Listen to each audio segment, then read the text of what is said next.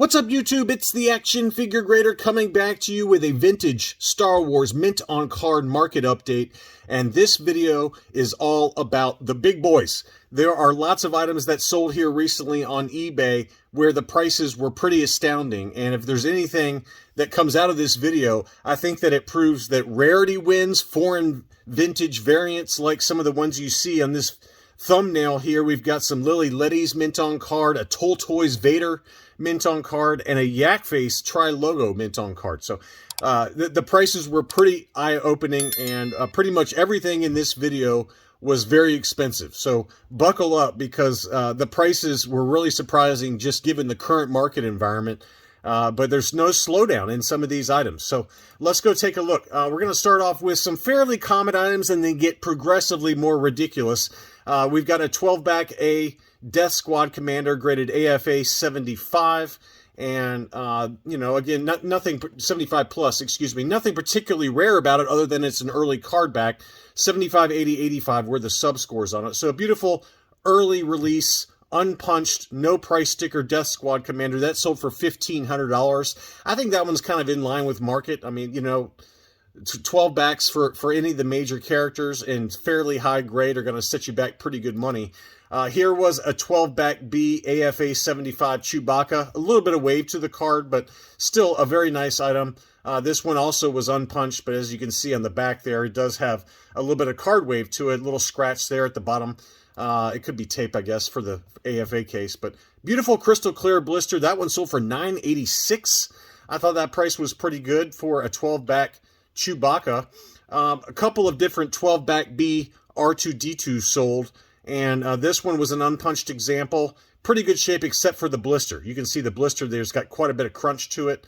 Still crystal clear, unpunched, and that one sold for $800. And then this one sold also that was in better condition, probably an 80-plus condition, and that one sold for $975 on 25 bids. So $800 for a little bit of bubble crunch versus one that's super clean for $975. There were some 12-back Bs that sold earlier this year for over $1,200. So $975 seems like a pretty fair price in the current environment.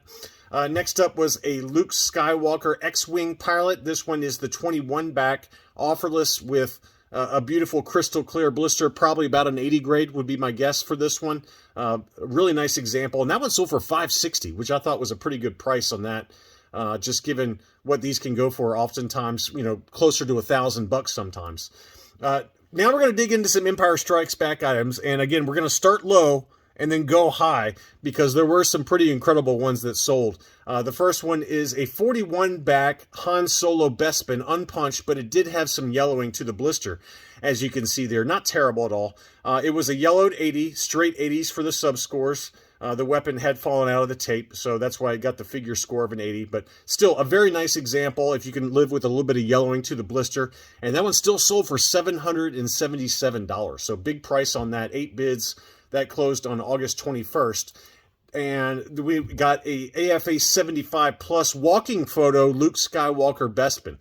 And you can see some sticker residue in the upper right-hand corner there. Beautiful unpunched example otherwise. Crystal clear blister, 75, 80, 85. So really, I think that there's a little bit of creasing there by the ages 4 and up. And then obviously the sticker residue with some litho tears where the sticker was attempted to be removed. But it is the harder to find alternate photo with Luke walking. So a very desirable item, 31-back B, and that one sold for $1025, which, you know, again, I think for a 31-back alternate photo, that's a pretty attractive price point if you can live with those card defects.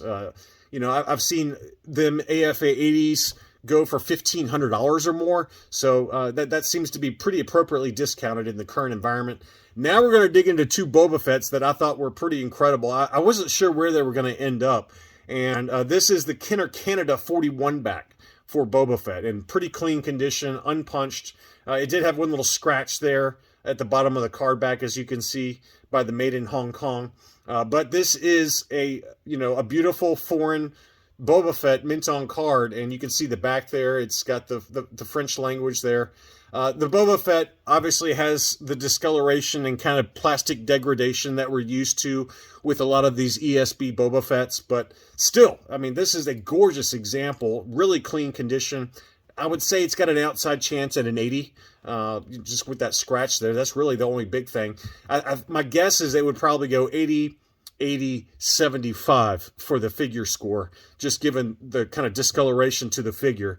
But still, that I think it would probably eke out an 80 grade. And that one sold for big money up in Canada. This was available in Toronto. It sold for 4,800 Canadian dollars, which is 3,500 US dollars. So beautiful example on that.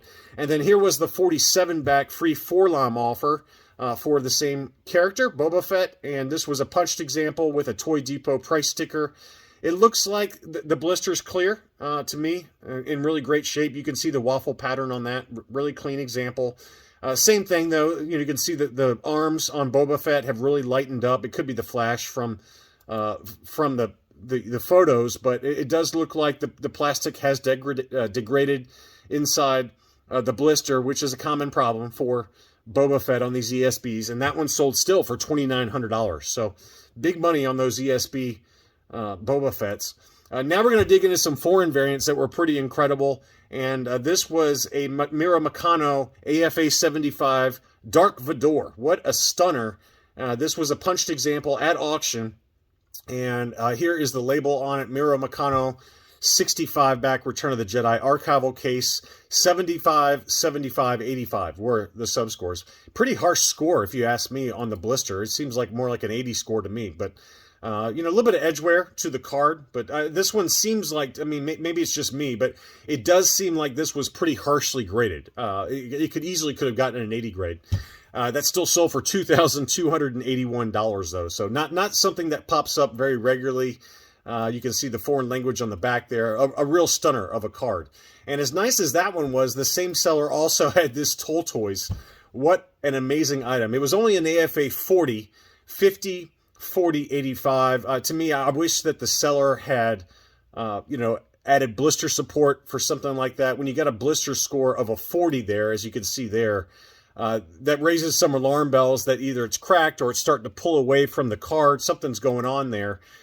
You can see a little bit of crack there, or at least a ding at a minimum on the blister in the upper left-hand corner. So this would have been a good candidate, if you ask me, for the blister support. Obviously, there's heavy card wear, but this is the Australian Toll Toys. And first time I can remember something like this ever popping up on eBay at all, much less at an auction. And that one sold for $25.50 on 59 bids, plus another $50 shipping. So let's call that $2,600 for a beautiful 12-back Toll Toys Darth Vader. Wow, what a stunner. Next up, a fairly common item, but it was high grade, and the final price reflected that, so I thought I'd add that to this group. And this was an AFA 85 Mint and Seal Box Collector Series Land Speeder, so the later release Land Speeder, but very, very high grade.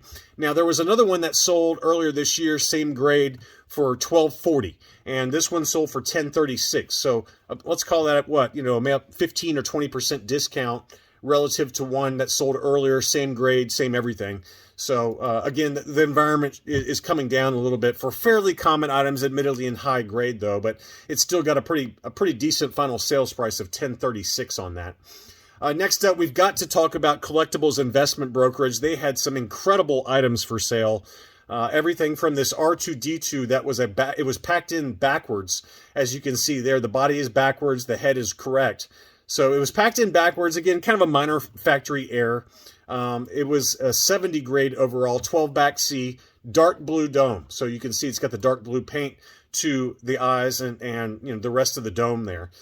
Plus, it was backwards figure, so it was packed in backwards. 80, 70, 80 were the subscores for an overall 70. So again, a fairly minor, factory error, and it seems like the market didn't really value it that much. They probably added maybe another 10 or 15% for the backwards error. That one sold for $10.25. We just documented some ungraded 12-back Bs that sold for between $800 and $925. So let's call it, a later card back, unpunched, backwards error. Maybe let's call it a 15% markup for it already being graded and for it being a backwards figure and the dark blue dome. So pretty interesting item, but they get more interesting from here. Here is a 21 back A Boba Fett AFA 70 plus archival case 80, 70, 85. So 2 high subgrades on that one.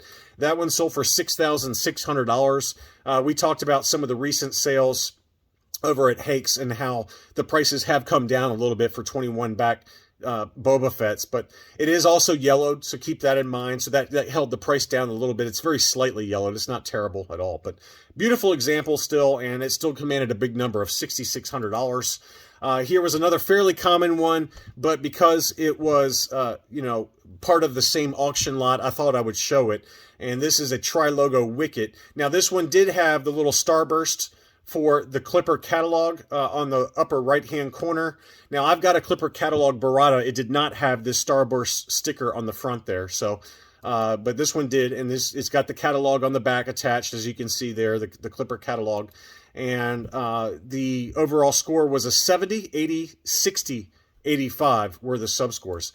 Pretty harsh score, I guess, but it did have some pretty heavy dings to the blister. Those blisters, as we know, are very fragile, but still a pretty awesome example of the Clipper catalog Wicket. And that one sold for $328, which I thought was a great buy, just relative to some of the other items that were available. I think this one kind of fell underneath the radar, maybe just a little bit. But Wickets in general, mint on card or even loose graded, are very pricey. $150 or more, $250 sometimes for an AFA 85 loose graded Wicket. So to get this one mint on card for $328 plus $15 shipping, I thought was great. Now, this is the one we got to talk more about, okay? So this is a mint on card Tri-Logo Yak Face. It was an AFA 80. Archival case 80, 80, 85 were the subscores. It did have a pretty pronounced crease on the back that didn't quite show through on the front. So you could maybe argue that it's a little bit overgraded, at least for the card subscore. You can see some litho damage on the very bottom there. But it still eked out an 80 score for the card. Blister had some very minor dings. I'm okay with the blister score, the card score was probably maybe a little bit overgraded, but the blister's probably okay. I mean, I think that's probably about an 80. Now, it did have the new figure price sticker, which usually discounts mint on card Yak Faces. When they don't have it, people tend to pay up a little bit more for it. But I want to show you this because it's incredible, the price difference that you get on eBay versus even on Hakes, all right? So this one sold for $3,698, which was mind-blowing to me. I was expecting about $2,000 to $2,500, and it blew right past that number and settled in around $3,700. Now, let's take you back to Hakes. The July 26th auction, so let's call that about almost exactly 2 months ago. Here was an AFA 80 no weapon Yak Face, so exactly the same item, except this one did not have the price sticker in the upper left-hand corner. So, and it was unpunched also. And this one, in my opinion, is the much better buy, right? But look at the final sales price. This is after the 18% buyer's premium.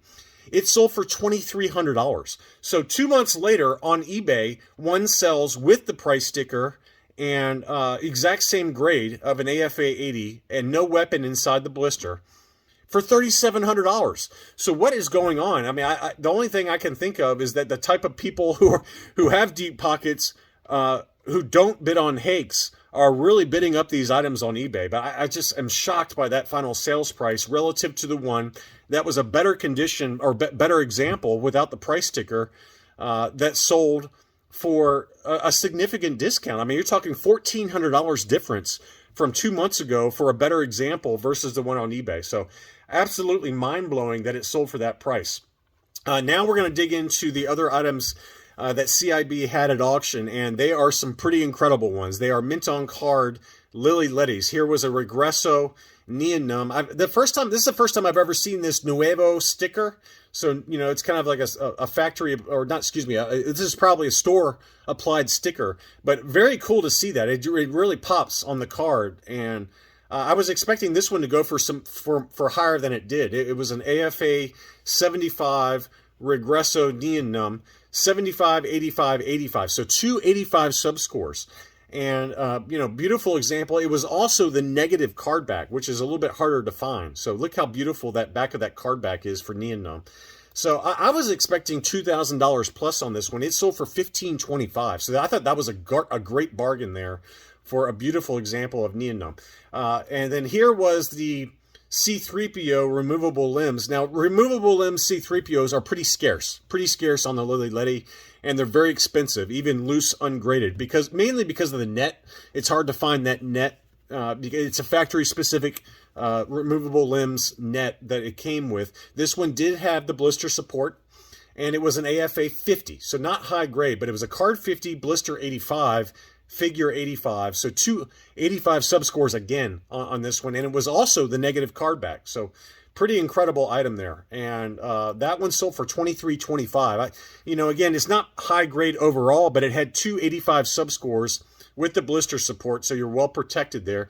Now, the card did have some pretty obvious damage. It looked like it had some sticker damage and card damage at the top of the card, lots of sticker residue, things like that. But that's a pretty incredible item and a very, very expensive card back. But $23.25 and $15.25 for those two. I thought those were two great prices. Here was the one that was a shocker, though. This one is the Regresso 30 back positive card back for R2-D2. So you can see the difference on those card backs versus the first two that I just showed you. It was an AFA 60. The card got an 80, blister 75, figure 50. And again, this one also had the blister support on it. And even inside the blister, these R2-D2 Lili Ledys are known to kind of degrade, especially the sticker. They always yellow really heavily. But that's a pretty incredible item, and the price did not disappoint on that one. I was expecting kind of $3,000, maybe $3,500. And clearly I don't know what I'm talking about because it sold for $6,900. So the other thing I'll point out that I hadn't talked about recently is that AFA has moved over, if you pay for it, for these brackets that go all the way up the card instead of just halfway up the card. And that's a welcome change, as you can see there. The brackets go all the way up the card. I think you got to pay extra for it or request it. I haven't submitted anything to add that, but I do like that a lot. I wish that all of the grading companies offered that because it really kind of keeps cards really flat, and it keeps the top from bending over time should, it warp and things like that. So I thought that was a really cool addition. And I've seen it a few times. I just keep forgetting to talk about it on the channel. But AFA does offer that. They also offer an overlay that goes over the card, like a clear plastic overlay, acrylic overlay that goes around the blister and over the card. So there's all kinds of different protection options that are out there that you can request when you submit things to AFA. I know CAS offers a solution too, which I don't particularly like that much. But this is a welcome change. I love the brackets that go all the way up the card, and I think that it's something that should be standard, in my opinion. But very cool and just something I hadn't talked about. And then finally, we've got a Tig From on the Droids card back. Beautiful example here, unpunched, and this is the US release, and you can see one little ding in the lower left-hand corner. Look how beautiful that blister is on him, though. Really nice example. Maybe just one little ding on the right-hand side, but beautiful, beautiful example of the Tig From. And these are made down in Mexico. You can see in the bottom right by the proof of purchase, made in Mexico. So that keeps that blister crystal clear for the most part. But unpunched example. And this one was listed for $1,100, and the best offer that was accepted on that was $1,000. And I'm kicking myself for not buying the one on Rogue 5 that was already graded AFA 80 that I think was listed for $850 or so. That was a couple of months ago. Chris had that listed on Rogue 5. I should have bought that one. But anyway, this one did sell for $1,000, best offer accepted. So these were all big, big items, big prices that sold, and I just had to cover them because they all kind of ended this past weekend as of the making of this video on August 28th, and I had to share some of these big boy items. So thank you so much for watching as always, and I'll be back soon.